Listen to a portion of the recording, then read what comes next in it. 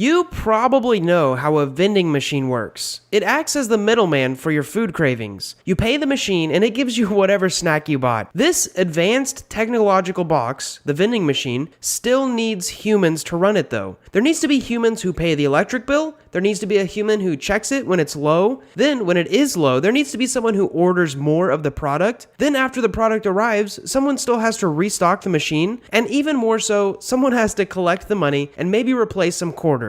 So even though this is a technological box designed to help people without needing a human, it still requires humans. Welcome to Whiteboard Crypto, the #1 YouTube channel for crypto education, and here we explain the topics of the cryptocurrency world using analogies, stories, and examples so that people like you can easily understand them. In this video, we're going to explain what a DAO is, how they work, and we're going to include a few examples of where they might be useful. Let's dig in. First off, what is a DAO? DAO is an acronym that stands for Decentralized Autonomous Organization. This means it is roughly an organization run by code agreed upon by the people who started the DAO.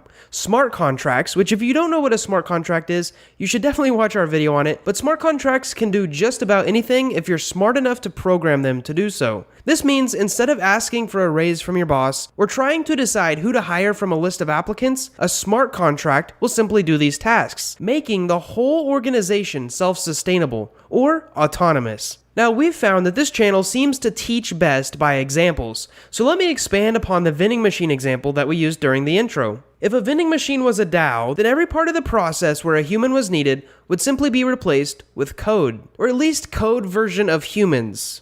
Robots. Basically, we would make sure that the vending machine could automatically check its own stock, and when it was low, we would make sure that it could send its server the information of what products needed restocked. Then, when the stock arrived, a robot would restock the machine with a new product. And at this point in time, also take the cash out to deposit to a bank somewhere. In reality, this doesn't seem possible, but it is essentially how a DAO works. Speaking of that, do you know how big companies like Apple or Netflix or Walmart, they all have board meetings? And at these board meetings, shareholders of the companies will meet together and they get to vote and make decisions for the company. And then the CEOs of those companies get to make sure that the decisions are actually followed through using the chain of command in that company. In a DAO, there are no CEOs. Instead, once a decision is made, the code of a platform is changed so that the entire company, so to say, is changed immediately. Now, the purpose of this is so that computers and code will perform much of the decisions and simple routine operations that a company like Apple or Netflix or Walmart requires to function. Now, you may be wondering, code can't improve itself,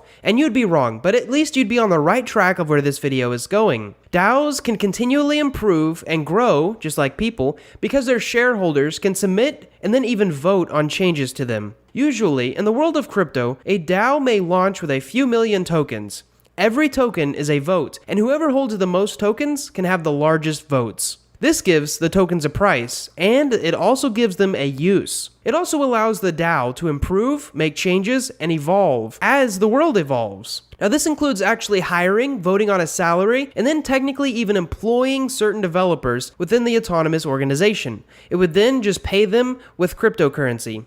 In the case of a vending machine, we can say if that vending machine made any profits, it would redistribute all of those profits to the shareholders through its native DAO token. Now, there are many ways this could happen, but any token holder would supposedly get an increase in value if the vending machine DAO made a profit. So this potential profit, along with voting rights, makes holding a DAO token much more valuable than any other useless token you might see on the subreddit Crypto Moonshots. Next, I want to go over some of the benefits of a DAO.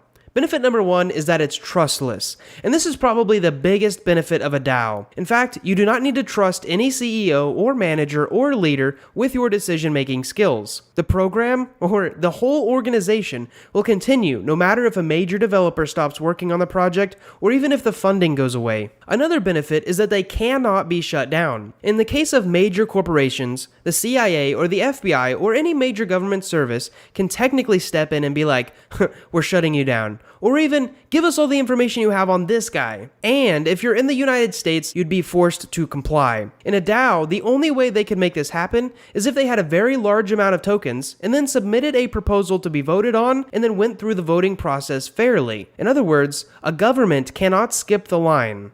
And the last benefit of a DAO is that it is open source.